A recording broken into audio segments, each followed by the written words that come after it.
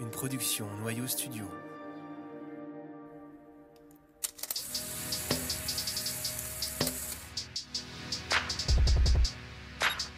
Vous écoutez Vision, un podcast sur la photographie contemporaine.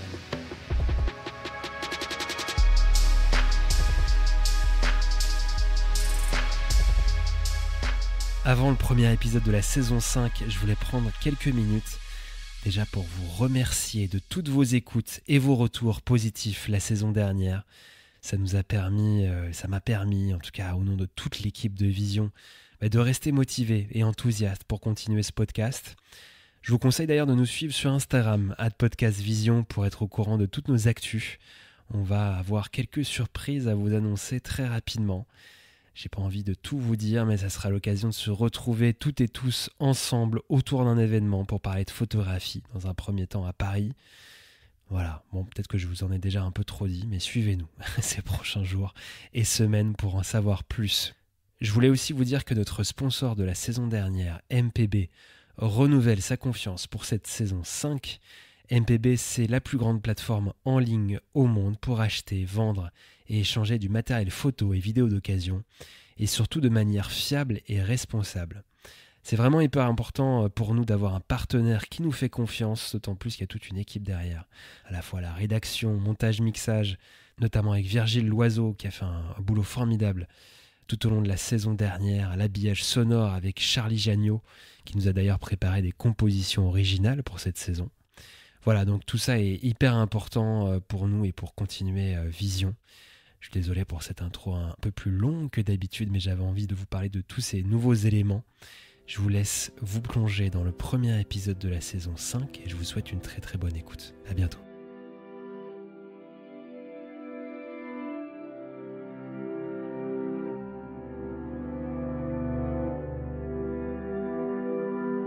Pour décrire cette photographie, je suis obligé de vous dire que je suis une personne que j'ai rencontrée à cette époque, peut-être 1 an et demi plus tôt, qui s'appelle Charlie. Il est né au Tréport, en Normandie, et je lui rends visite pendant les vacances d'été pour le rencontrer là-bas, pour voir où il a grandi, et notamment pour rencontrer sa mère, qui s'appelle Nelly.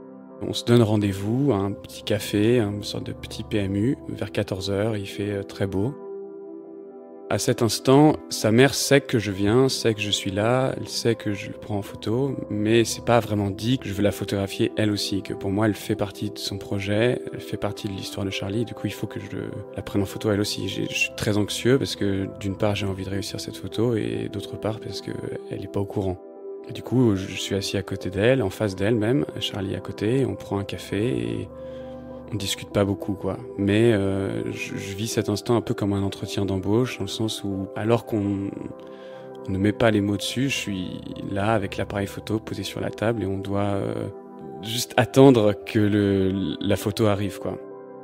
On finit le café et on est complètement à l'ombre et juste en face, il y a un mur en briques rouge qui est un peu typique des villes du nord de la France, comme celle du Tréport. Et je leur propose qu'on traverse la rue et qu'on se mette en face. Ils acceptent.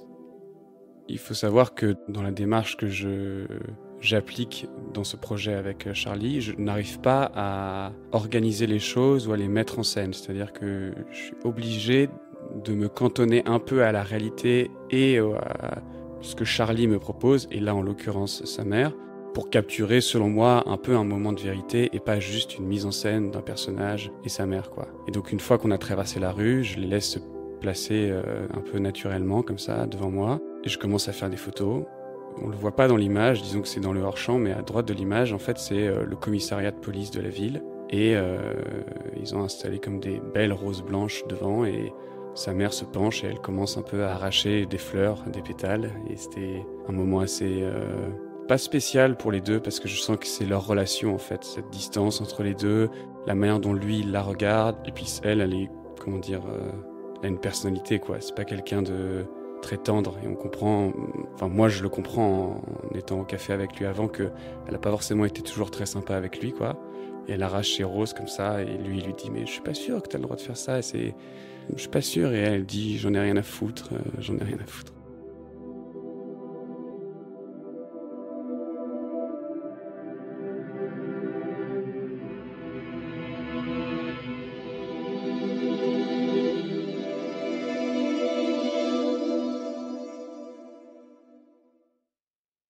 Je suis Édouard Jacquinet, je suis né et j'ai grandi à Annecy, en Haute-Savoie, qui est une petite ville dans les Alpes, côté d'un lac et de montagnes, pour ceux qui sont déjà allés. J'ai grandi dans une famille très aimante, exigeante, qui m'a toujours laissé être ce que je voulais être.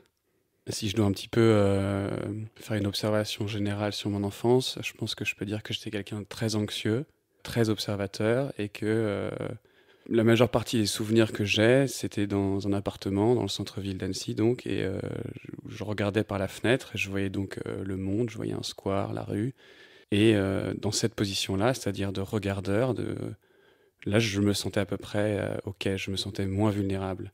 Mais sinon, je pense que tout ce qui appartenait au monde me faisait extrêmement peur, quoi. J'ai eu des rapports très conflictuels, très douloureux avec l'école, dès très jeune. J'étais quelqu'un de très sage, très appliqué, mais j'aimais pas du tout l'école. J'avais un rapport à l'autorité qui était compliqué, encore une fois sans me rebeller face à cette autorité, mais j'étais convaincu que ma vie ne se passerait pas assis à une chaise, à écouter un professeur, et que justement on me retenait vis-à-vis du monde qui déjà me faisait peur. On me mettait dans une salle et on me disait il faut pas que tu le regardes, tu le regarderas plus tard. Alors que tout ce que j'avais envie moi, c'était de combattre ça et pas attendre dans une salle à apprendre des choses que j'avais pas envie d'apprendre, quoi. Et ça, disons que ça a progressé. Et, alors que j'étais déjà quelqu'un de très anxieux, assez mélancolique, je pense que ça a participé à cette mélancolie pendant vraiment très longtemps. Et c'est allé un peu en grandissant. Plus je vieillissais, plus je me rendais compte que j'étais pas fait pour ça et que j'allais faire autre chose, quoi, mais sans savoir quoi.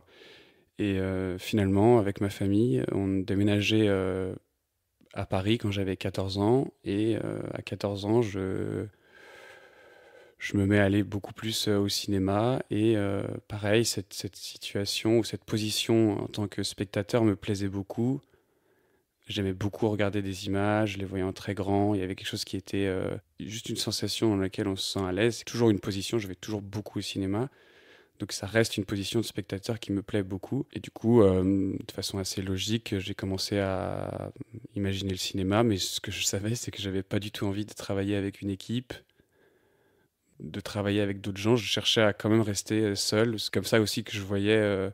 je sais pas comment dire, j'étais convaincu, ça n'a jamais été une question, que j'avais envie de faire un métier qui était seul, où j'avais besoin de personne. Ça, c'était peut-être un peu rebelle, mais je le pense toujours. Quelques années plus tard, mais même 1 ou 2 ans plus tard, vers 15 ou 16 ans, je découvre donc la photo, qui est en fait une espèce de sous-cinéma, si on veut dire, si on peut dire, ou en tout cas qui est consacré uniquement sur l'image. Et mon grand-père, lui, était, quand il était plus jeune, directeur photo à la télévision, de documentaires et photographe. Et donc, il habite à Paris et je le vois pour lui parler de mon envie de photographie, de découvrir la photographie. Mais c'est un moment où lui, il commence à souffrir de la maladie d'Alzheimer. Et du coup, on n'arrive pas vraiment à avoir d'échanges sur le sujet. En fait, on se voit une fois chez lui et ce sera la seule fois où on pourra en discuter, quoi. Et ensuite, plus tard, la photo devient de plus en plus importante dans ma vie. Je décide d'arrêter l'école quand j'ai 16 ans et je continue à faire des photos, et chaque année de plus en plus, de plus en plus. Je finis par passer mon bac en candidat libre, puis je fais un BTS de communication en alternance. Et ensuite, j'essaye de passer l'école des Gobelins. Et alors pendant 1 an, je me prépare, je fais des petits boulots, je fais des photos. Et ensuite, je rentre dans l'école.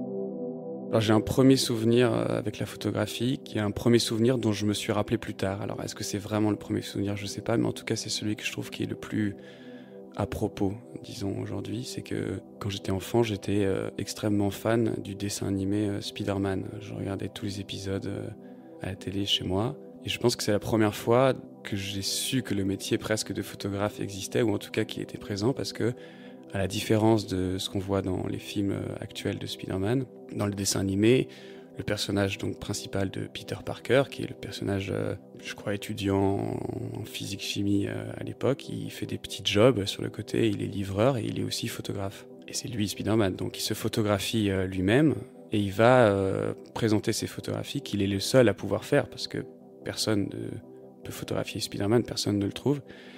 Et il les présente toujours à un espèce de grand rédacteur en chef du journal de la ville qui lui hurle dessus, il lui dit que ses photos sont médiocres, qu'elles sont nulles et qu'il ne peut pas passer ça dans son journal.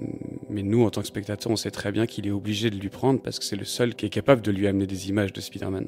Et en fait, enfant, ça me faisait beaucoup rire en fait, de pouvoir observer la chaîne d'un point de vue un peu omniscient, c'est-à-dire que c'était quelqu'un qui se photographiait lui-même, qui était obligé de s'adapter au monde en prenant une sorte de sa vraie identité, mais une autre identité, et que pourtant la finalité, le travail, l'entreprise, l'institution lui refusent ça en disant qu'elles ne sont pas assez bonnes, alors que tout le monde sait, en tout cas celui qui regarde sait que personne d'autre ne peut les faire, quoi. Et ça, j'avais pas conscience de cette logique, mais aujourd'hui, elle fait sens dans ma vie pour plein de raisons, en fait. À quel point on part de soi et on arrive quelque part, et qu'entre-temps, il y a eu énormément de filtres qui ont modifié cette chose, et là, en l'occurrence, ces photographies.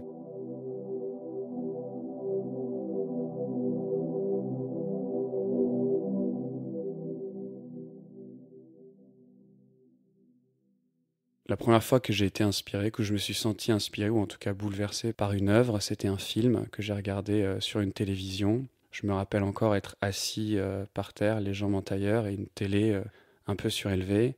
Je devais avoir 11 ans à l'époque. Ce film est une adaptation du roman Des souris et des hommes de John Steinbeck, qui a été écrit dans les années 1930, je crois, et qui a été ensuite adapté au cinéma par Gary Sinise, qui joue un des rôles principaux dans le film, et qui porte donc le même nom, Des souris et des hommes. C'est l'histoire de George et Lenny, qui sont des amis d'enfance, et qui, pendant la Grande Dépression aux États-Unis en 1930, partent sur les routes de Californie et essayent de trouver du travail dans des ranchs. Le personnage de Lenny, c'est un espèce de grand gaillard, très fort, qui est capable de travailler un peu comme pour 2 hommes à l'époque, mais il a une déficience mentale, et c'est donc son ami d'enfance, George, qui s'occupe de lui, quoi. Et j'aimerais ne pas raconter la fin, et ne pas raconter comment l'histoire se déroule pour ceux qui ne l'ont pas encore vu ou lu, mais ce duo et cette façon qu'ils ont de se soutenir, à quel point ils sont complémentaires, et comment l'un apporte le rêve et l'autre apporte la réalité, c'est quelque chose qui m'avait bouleversé. En fait, la première fois que j'ai vu ce film, j'ai réalisé que les films n'étaient pas du divertissement. C'est-à-dire que enfant, on voit des dessins animés, des films pour s'amuser, pour rêver, tout ce que vous voulez. Il y a un jour, en fait, où on passe presque comme si on passait dans le monde adulte, et je serais jamais plus bouleversé de ma vie comme ça par un film. C'est impossible. D'ailleurs, je l'ai revu aujourd'hui, il m'a pas du tout fait le même effet, mais ouais, je pourrais plus jamais être bouleversé comme ça par un film. Pour parler de mon travail ou ma façon d'aborder la photo, je peux citer un cinéaste qui s'appelle Robert Bresson. Il disait je pense qu'il faut d'abord travailler et ensuite réfléchir. Il ne faut pas faire l'inverse.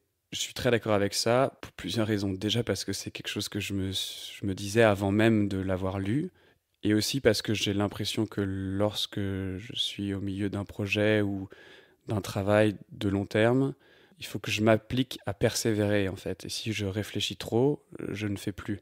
Et du coup, c'est une sorte évidemment, de roulement. C'est-à-dire qu'on passe pas la moitié de sa vie à travailler, puis l'autre moitié à réfléchir à ce qu'on a fait. Il y a des allers-retours, mais c'est pas possible, en tout cas pour moi, de ne pas être dans le ressenti, de ne pas m'accorder avec le réel, justement de ne pas savoir à l'avance ce qui va se passer, quoi. Tant que je suis en train de faire quelque chose aujourd'hui, je sais pas ce que je ferai demain. Et c'est que en respectant ça que j'arrive à quelque chose de concret.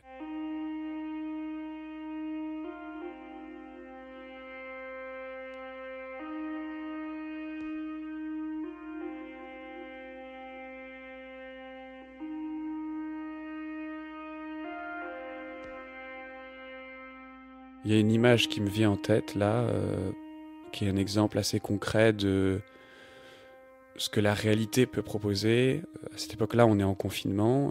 Le confinement est avancé depuis pas mal de jours. Et moi, je suis dans mon appartement, seul à Paris, comme plein d'autres. Et je sors faire des photos presque pas tous les jours, mais presque quotidiennement. Et il faut savoir qu'une fois qu'on atteint une espèce de certains stades et certains caps de solitude, il y a une espèce de voilà, une autre façon de voir le monde qui commence à opérer parce qu'on ne on touche plus personne, on ne voit plus personne.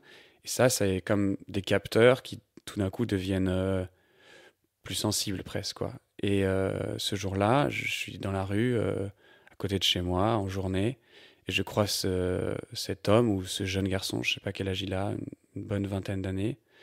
On ne se parle pas, on se regarde et je vais pas dire que c'est comme un coup de foudre, mais en tout cas, on n'a encore une fois pas besoin de dire quoi que ce soit pour qu'on vienne se rencontrer. Et plus je m'approche de lui, plus je vois qu'il est très abîmé, il a du sang sur ses vêtements, et il marche le dos un peu courbé, il a l'air vraiment très abîmé.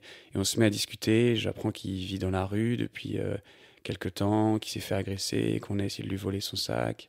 Et on discute, et c'est très intense, quoi. C'est-à-dire que il y a quelque chose d'assez unique parce que c'est le confinement, il n'y a personne dans la rue et on est tous les deux. Et puis finalement, il y a un de ses amis qui arrive. Et moi, à ce moment-là, j'ai un appareil photo autour du cou. Donc ça devient une question, pourquoi tu es photographe, qu'est-ce que tu fais?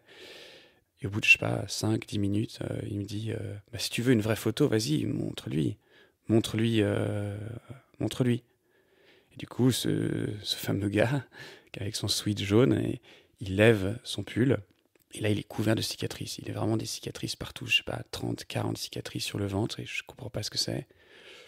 Il m'impose presque de prendre cette photo. Évidemment que j'aurais eu envie de prendre cette photo-là. C'est celle que n'importe quelle personne aurait prise. Mais c'est même pas moi. C'est eux qui me disent c'est ça qu'il faut prendre, en gros. C'est-à-dire, si tu veux me photographier moi, photographie ça, quoi. Ce réel, encore une fois, ce qu'il propose, c'est une première rencontre, voilà, comme ça. Puis c'est une deuxième rencontre, ce gars qui me dit photographie son ventre. Et puis il y en a une troisième, et la troisième, c'est la réponse, c'est qu'est-ce que c'est ces cicatrices, quoi. Et donc je le questionne et il me dit, bah c'est mon ex-copine, il n'était plus avec elle, qui était complètement addict à, je sais pas quelle drogue, à l'héroïne, je crois, et qui, lorsqu'elle était en manque, quand ils dormaient ensemble, était obligé de lui scarifier le ventre pour se détendre, ou en tout cas pour accepter le manque, quoi. J'ai évidemment été vraiment un peu ouais, bouleversé, choqué par ça. Et pour revenir au début de pourquoi cette histoire est arrivée, je suis convaincu que cette histoire allait arriver parce qu'on était seuls tous les deux. Si on ne s'était pas senti aussi seuls à ce moment-là, tous les deux, on ne se serait pas vus. Comme s'il y avait une espèce de, je crois pas à quelque chose de mystique ou quelque chose qui vienne de l'au-delà là-dessus, mais en tout cas, j'avais le sentiment, parce que ça m'était arrivé avec d'autres, que lorsque deux âmes seules se rencontrent, en fait, elles s'aimantent. Cette image, qui est une image singulière, qui s'inscrivait à l'époque dans une espèce de méthode de travail que j'avais de sortir tous les jours, de photographier, qui est un projet que j'ai finalement jamais sorti parce que je le trouvais pas assez entier ou riche. Cette photo, elle vient en opposition avec des projets de long terme que je réussis à aboutir et qui pour moi n'ont pas la même valeur, ou en tout cas n'ont pas la même signification. Je ne lis pas pareil une image seule qu'une image qui est inscrite dans un projet qui lui est plus grand, plus large, avec un début, un milieu, une fin. Voilà, c'est pas la même chose. Je peux pas expliquer trop pourquoi, mais c'est pas la même chose.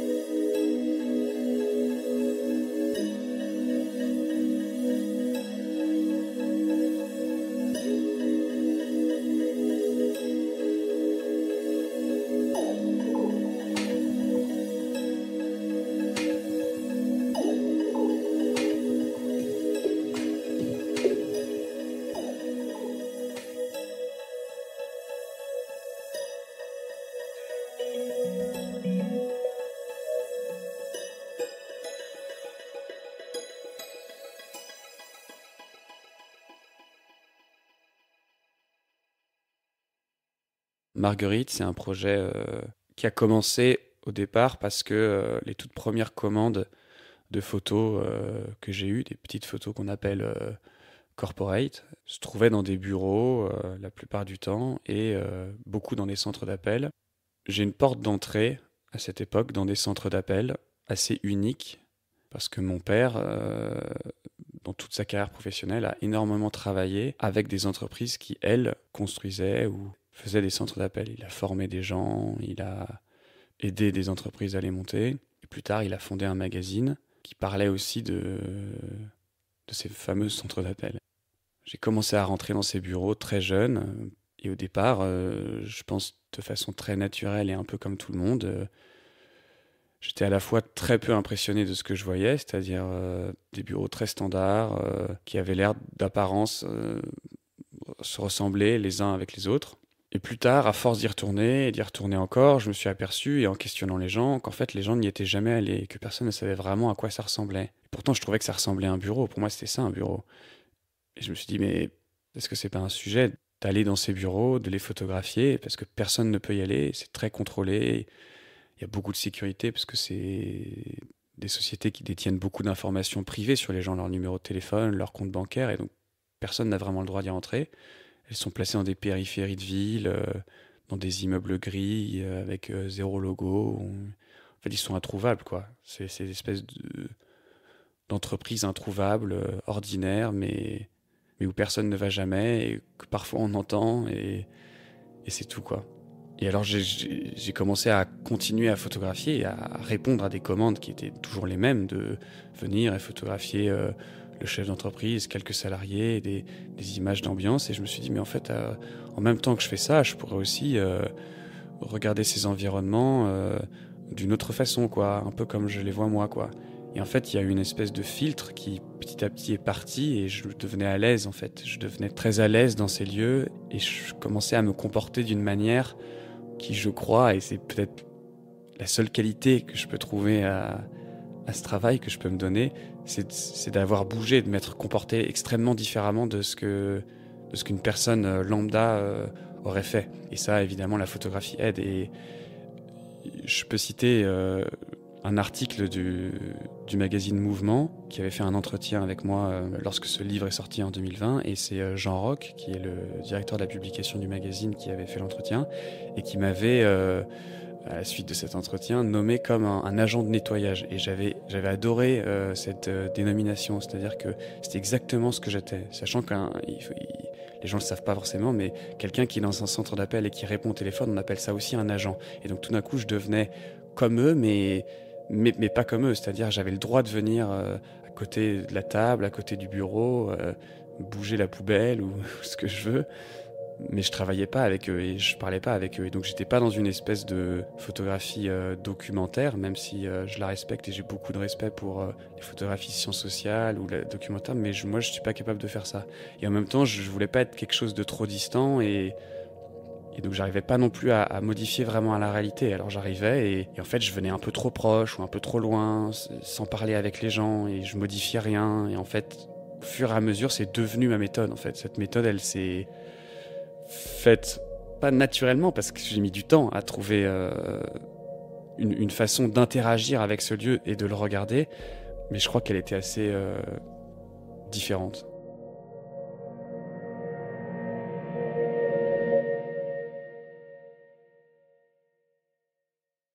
Le titre, je l'ai trouvé à la toute fin, c'est-à-dire que il fallait que je trouve un titre. Et Marguerite, qui est un Marguerite au pluriel, donc avec un S à la fin, il a plusieurs significations en fait. Une Marguerite, c'est au départ, au sens, disons le premier sens du titre, c'est une organisation d'un poste de travail qui est en étoile en fait. Il faut imaginer la Marguerite, la fleur, vue de haut. Et c'est d'ailleurs une disposition qui existe presque plus dans les centres d'appel, mais il y en a encore quelques-uns. Et c'était une manière en fait de placer les salariés dans l'open space, voilà, presque face à face les uns avec les autres en étoile. Donc ça en était une première. Ensuite, l'autre, c'était évidemment la confusion qu'on peut faire, en tout cas en langue française, avec la fleur. Et que voir des photos de bureaux verticales, assez rigides, si on peut dire, et voir un nom de fleur, ça allait pas ensemble. Et je pensais que c'est ça aussi qui interpellerait, voilà, cette différence qu'il y a entre un titre un peu niais et puis quelque chose qui ne l'est pas du tout, quoi. Et une marguerite, c'est aussi une fleur où il y en a plein et elles se ressemblent toutes, et la plupart des gens pensent que tous ces bureaux se ressemblent et qu'ils sont tous les mêmes, donc ça marchait aussi. Puis une dernière, et je peux finir sur cette dernière, mais il y en aurait d'autres encore si je cherchais, c'est que y a une seule fille dans le projet qui regarde l'objectif, hein, c'est une sorte de portrait d'une jeune femme qui travaille dans un centre d'appel à Glasgow. Et il faut savoir que dans les centres d'appel, on n'utilise pas son vrai prénom. Lorsqu'on appelle quelqu'un, on change son prénom et je me disais, bah, elle pourrait s'appeler Marguerite. Je dirais que j'ai mis à peu près 1 an et demi à trouver une forme concrète, à savoir le noir et blanc, le vertical et le flash. Je savais que je voulais effacer l'écriture documentaire parce que c'était pas ce que je cherchais à montrer. Je savais que les centres d'appel, c'est quelque chose qui évoque chez les gens de façon très naturelle et normale, quelque chose de très social. Et moi, c'était pas ça qui m'intéressait. Je savais que j'étais pas capable de raconter la vie des gens là-bas. Et moi, j'étais presque plus sensible au mobilier, ouais, à l'environnement de travail, presque plus que les gens. Et du coup, cette façon d'utiliser la lumière que je rajoute modifiait la réalité. Quelqu'un qui est, je crois, pas photographe, l'aperçoit pas totalement en fait. Il le ressent, mais il le sait pas. Il se dit pas, ah, cette photographie est différente parce qu'il y a un flash. Il voit juste que la photographie est différente, et il sait pas pourquoi. Et donc c'est une utilisation toute simple, quoi. C'est modifier la réalité pour qu'elle ne soit pas comme elle le serait quand on la regarde avec nos yeux, quoi. Et je pense aussi que me cantonner à un format vertical, c'était unifier, comme pour le noir et blanc, c'était rassembler toutes ces images que je faisais dans des bureaux différents, parce que c'est un projet pour lequel qui a pris 5 ans en tout, et je suis allé à vraiment des endroits très très différents, quasiment sur tous les continents, et je savais que j'allais réunir ces bureaux en espèce d'une forme un peu concise dans un livre, et du coup le noir et blanc et le vertical me permettait de mélanger une image que je faisais en Angleterre avec une image aux États-Unis, avec une image dans le sud de la France, sans pour autant que le spectateur se sente pareil baladé à droite et à gauche.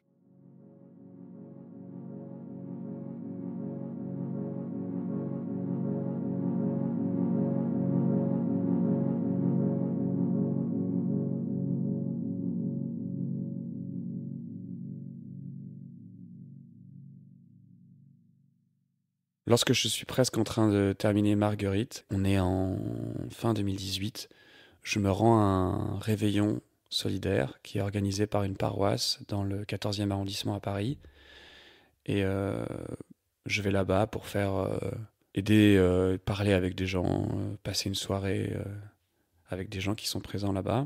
Et il y a quelqu'un qui arrive sur scène un peu plus tard dans la soirée, qui se présente comme Charlie Martins, un crooner. Il est habillé comme un chanteur des années 1930 et il chante 2 chansons.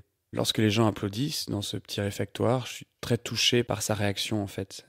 Une espèce de sourire un peu. Il y avait une pudeur dans son personnage et une terrible envie qu'on le regarde, mais pas de façon égoïste, de façon comme quelqu'un qui en a besoin parce qu'il n'en a jamais eu assez, quoi.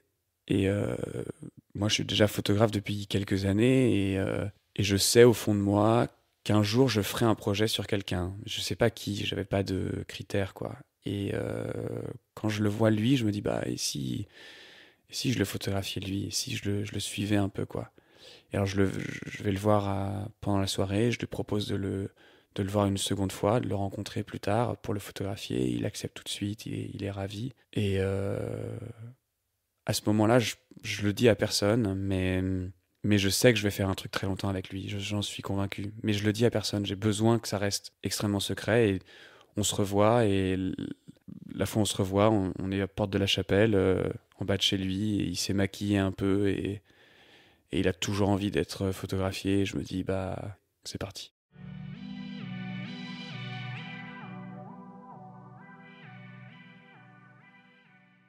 C'est un projet que je démarre donc juste après ce réveillon, donc début 2019. On s'organise des rendez-vous avec Charlie dans des cafés, dehors. Je suis ouvert à toutes ces propositions et je viens et je le photographie. Cette fois-ci, j'ai une forme, disons, j'ai une idée un peu plus précise en tête de ce que je voudrais obtenir. Je sais que c'est en couleur. Je fais ça avec un appareil photo argentique, au moyen format. Je sais presque dès le début que cette fois-ci, ce sera que des horizontales. J'en suis pas encore convaincu, mais je le sais presque. Et je sais que je dois le photographier d'une certaine manière. Et cette façon, enfin, la façon avec laquelle j'ai envie de le photographier, elle participe toujours du fait que je dois pas intervenir. C'est-à-dire que je suis incapable de lui dire « assieds-toi là » ou « regarde-moi » ou « fais ça ». Et Charlie, il est très vivant et il est très imprévu. Et du coup, encore une fois, si je peux faire un rapprochement avec mon projet précédent et avec ce projet-là, c'est que je dois trouver une danse, quoi. Je dois trouver une manière physique, réellement, une façon de bouger autour de lui pour que je puisse le photographier de la façon que j'ai envie de le photographier, sans, voilà, avoir d'incidence sur cette réalité, sans pouvoir lui dire je voudrais que tu te mettes là, ou je dois accepter tout ce que le réel me propose, mais en même temps, c'est ce réel-là que j'ai envie de capturer. Et je crois pas à l'instant décisif ou des choses comme ça, mais je crois qu'il y a une manière de se positionner et qui est à la fois physique et mentale. Et dans dans ce projet et vis-à-vis de Charlie, en fait, je sais que c'est en fait, en continuant à passer du temps avec lui, que je vais la trouver, que je vais réussir, en fait, danser avec lui, si je peux dire, quoi. Plus tard, quand j'ai regardé les images avec un peu plus de recul et 4 ans après, le projet a duré 4 ans, je me suis aperçu que la première année, quasiment toutes les photos étaient ratées, quoi. Il y en avait quelques-unes que j'ai conservées, mais la plupart étaient ratées parce que je visais juste à côté, quoi. Et je me suis aperçu que c'est vraiment à force d'essayer, à force de travailler, comme je l'ai dit plus tôt, qu'au bout d'un moment, je visais juste. C'est-à-dire que c'était comme si j'avais toujours très peu de balles dans la gâchette et fallait toujours bien viser la cible, sinon tu rates, quoi. Et ça, je crois que c'est le travail et c'est la persévérance et c'est garder un cap, quoi. Garder un cap jusqu'au bout, c'est-à-dire commencer en disant je vais photographier, je vais suivre ce gars et je crois que ça va être comme ça et jamais changer. Jamais croire que je vais faire autre chose. Toujours croire que ce que je m'étais dit au début, c'est ce que je ferai à la fin, quoi. Je m'appelle Charlie Martins. Je suis chanteur crooner. Je suis d'origine italienne. Ma mère habite au Tréport. J'ai toujours aimé chanter depuis mon enfance. Et je veux rendre hommage à mon père parce que mon père était musicien. Il m'a dit un jour, continue mon petit gars. C'est comme ça que je vois la vie.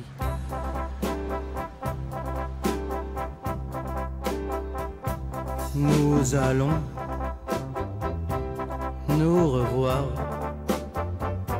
quand viendra l'été. Nous revoir chaque soir. Charlie, c'est quelqu'un de très touchant. En le questionnant, je m'aperçois déjà qu'il a une vie vraiment très difficile. Depuis sa naissance, il a perdu son père qui s'est suicidé. Il a toujours voulu être chanteur et il n'a jamais vraiment réussi à être chanteur. Aujourd'hui, il vit dans un logement social qu'il partage avec entre 2 et 3 colocataires à Porte de la Chapelle. Il a été marié à plusieurs femmes dans sa vie, mais il a 30 ans de plus que moi, il a 61 ans et il rêve toujours, quoi. C'est-à-dire qu'il y a des gens, on dit, ils rêvent leur vie et lui, ça, c'est pas exactement ça. Moi, je dirais qu'en rêvant, il s'est sauvé, quoi. Et ce qui me touche chez lui, et ça j'ai mis du temps à finalement mettre un mot là-dessus, alors que c'était là depuis le début, c'est que ce que je pense qui m'a touché le plus chez lui, c'est que c'est quelqu'un qui s'est sauvé tout seul. Et c'est très rare en fait. Et je pense que si on arrivait à comprendre ça, si on arrivait à voir ça, je crois que j'aurais réussi à raconter son histoire, parce que c'est vraiment ce qui est arrivé. C'est quelqu'un qui s'est sauvé tout seul. Après, évidemment qu'on est très différents et que je m'en sers et que j'ai toujours essayé de faire quelque chose avec lui, de photographier un truc de lui, et lui, il a toujours essayé de photographier, enfin, il a toujours essayé de me faire photographier un peu autre chose. Et on a dû, voilà, faire cet entre-deux, voilà, faire un pas vers l'autre. Même si on avait tous les deux envie de quelque chose qui était commun, je crois, on a tous les deux fait un pas de côté, quoi. Ce qui m'intéressait dans son personnage, c'est qu'il était un peu double, mais pas schizophrénique. Charlie, c'est un nom d'emprunt, évidemment. Charlie Martin, c'est son nom de scène. Mais il s'appelle Martial Sanglard. Et moi, quand je suis arrivé et que je l'ai vu, j'ai la prétention de croire que j'ai vu les deux en même temps. Mais j'en suis pas convaincu. Et en tout cas, ça m'a toujours fasciné. Comment on raconte l'un sans raconter l'autre et inversement. Et Charlie, il est pareil. Quand il raconte celui qu'il veut être et celui qu'il était. C'est jamais très clair. C'est un peu un scénario de film, quoi. Voilà, ça m'intéresse. Je sais pas en quoi je suis lié à lui, mais je me sens lié à ce gars, ouais.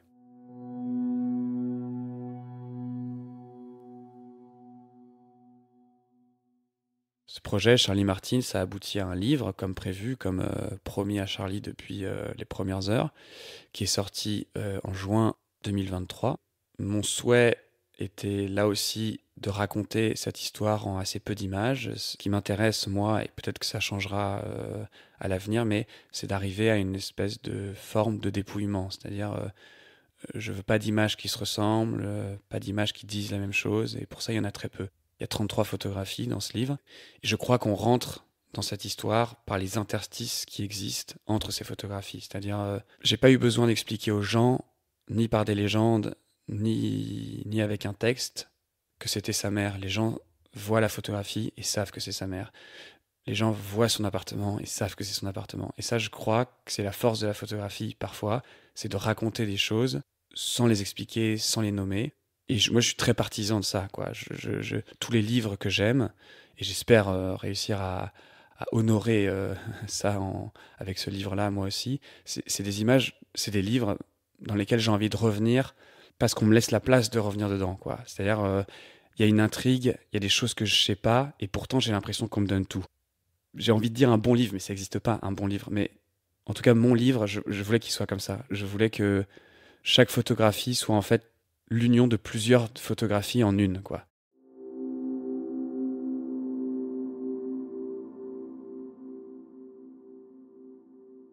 À côté de mon travail personnel, ou en même temps, disons, un travail de commande avec la presse et avec d'autres institutions ou entreprises et personnes qui veulent bien me faire travailler. Je photographie surtout des gens, des portraits. C'est quelque chose que j'aime faire. C'est, je pense, quelque chose qui a participé à ma pratique, à être plus performant. Je sais pas si c'est le bon mot, j'aime pas trop le mot, mais en tout cas à être plus rapide, à en faire plus. Je crois que si j'avais fait que du travail personnel jusqu'ici, j'aurais fait beaucoup moins de photos et j'aurais beaucoup plus réfléchi et je sais pas si ça aurait été une bonne option. C'est très difficile pour moi de trouver une cohérence dans la photographie de commande que je fais, mais je sais que je suis pas très attiré par tout ce qui place une photographie dans quelque chose d'une temporalité très marquée. Dans mes projets personnels, c'est le cas aussi, mais je l'ai choisi. Et dans le travail de commande, je choisis pas le sujet. On m'impose un sujet et ça me va très bien. Et pour ça, il faut que, encore une fois, j'arrive à le dépouiller au maximum, quoi. Enlever tout le superflu, enlever ce qui dit qu'une image est intéressante aujourd'hui et le sera plus demain. Et bon, au moment où je la fais, je suis pas capable de voir tout ça, évidemment, mais j'essaye de m'approcher d'une simplicité, d'une matière un peu pure. Et parfois, une fois sur 10, une fois sur 100, j'y arrive.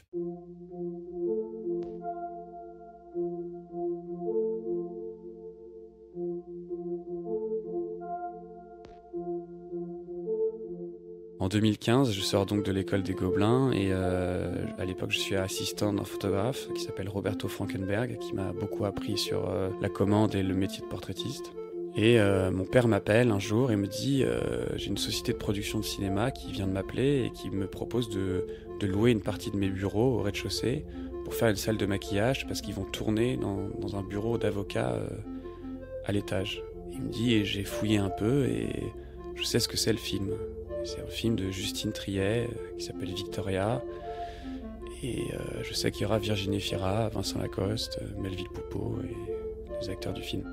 À cette époque, je suis un peu, pas convaincu, mais j'ai l'impression, et je pense que c'est vrai en partie, que si on a quelques personnes célèbres dans son portfolio, il y a plus de magazines qui sont prêts à vous donner du travail. Donc je me dis, je vais y aller, et de façon un peu, pas comme un paparazzi, parce que je vais leur demander avant, mais pas comme une commande, quoi. Vraiment entre deux, quoi.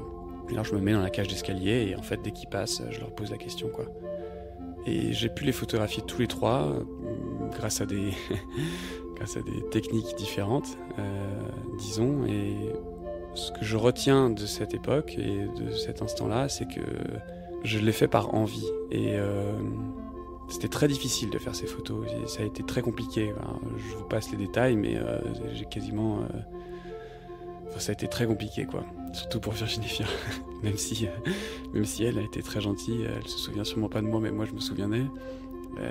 À accepter. Et c'est quelque chose que je pense que je serais plus capable de faire aujourd'hui. Mais à cet instant-là, en 2015, j'ai tellement envie de faire des photos J'ai tellement envie de travailler avec la presse que j'aurais été capable de sauter du premier étage pour le faire, quoi. Donc je crois qu'il faut garder ça aussi en tête, c'est-à-dire pas que la force qu'on a quand on est jeune, mais en fait l'envie. Et dans une commande, il faut avoir beaucoup d'envie. Il faut pas y aller à moitié, il faut avoir envie, toujours envie de ramener une image qui nous plaît, quoi.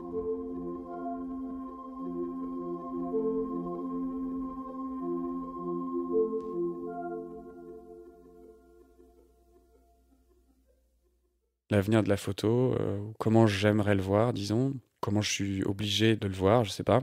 On peut pas s'empêcher de penser que l'intelligence artificielle et voilà, les automatismes vont, je sais pas si ça va bouleverser, mais en tout cas avoir une incidence sur la photographie demain. Pour être honnête, ça me réjouit pas beaucoup. Je crois que les gens, même non initiés, deviennent de plus en plus conscients des images et expérimentés en un sens. Et c'est parce que les gens sont de plus en plus expérimentés que les manières de les tromper sont elles aussi de plus en plus expérimentées. Et il y a une vraie question qu'on peut se poser, c'est à quel point c'est important que ce soit vrai, à quel point c'est important que ce soit faux, quoi. Et si aujourd'hui il faut stipuler sur certaines campagnes que la photographie a été retouchée, tout le monde le sait, quoi. Mais si un jour on fait des choses sur les images, qu'on utilise les images à des fins qui sont, j'ai envie de dire, problématiques, néfastes, si l'actualité un jour est changée par des fausses images, en fait c'est tromper les gens, c'est dire au monde il se passe ça, enfin on vous fait croire qu'il se passe ça, mais en fait il se passe pas ça, et tout le monde va pas faire son petit détective privé à chercher à savoir qu'est-ce qui est vrai, qu'est-ce qui est faux, est-ce que c'est la doudoune du pape, est-ce que ça l'est pas. Et comme tout mouvement un peu radical comme ça, parce que moi je trouve que l'intelligence artificielle adaptée à l'image, c'est un mouvement qui est radical, il y aura une réponse qui le sera tout autant. Et on le voit aujourd'hui, la photographie de sciences sociales qui cherche à tout prix à expliquer, expliciter, rendre les images compréhensibles et par le sujet et par le regardeur.